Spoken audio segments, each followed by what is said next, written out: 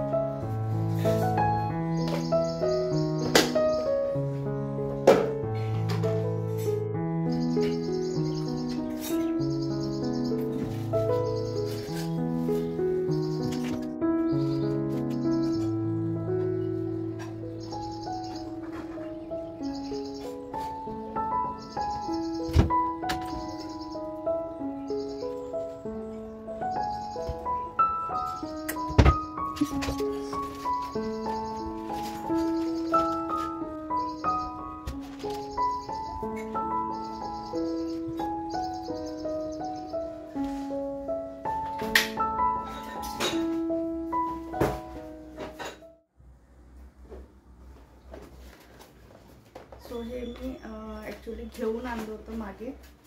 जो काय म्हणतात आपलं याचं सेट आहे पूर्ण. एक बाऊल आहे मोठा आणि 6 छोटेवाले बाऊल आहेत. सो असं घेऊन याचं ॲक्च्युली काही यूज नव्हता आला म्हणून मग आणि खाली जागा पण नव्हती त्यामुळे मग मी वर ठेवून दिलं होतं आणि त्या दिवशी काढले ॲक्च्युली अचानक.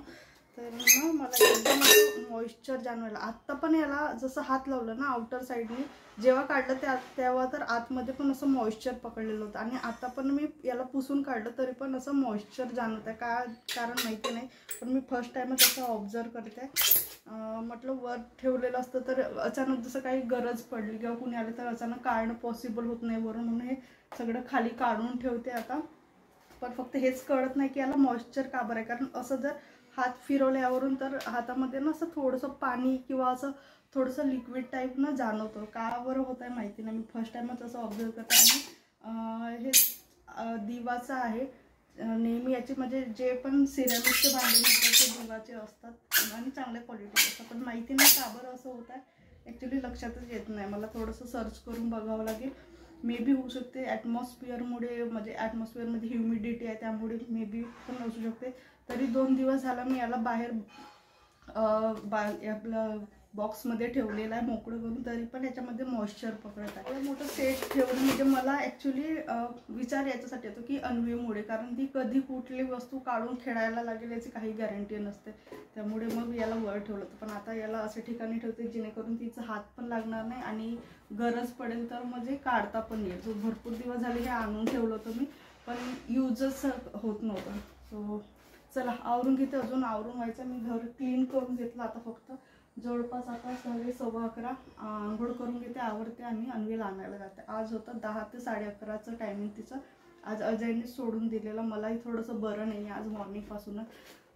अजयचं थोडंसं त्याला आधी व्हायरल होऊन गेलेला आणि आता मला सुरू झालं. आता हे पावसाळा एकदा सुरू झालं की हेच प्रॉब्लेम आहे.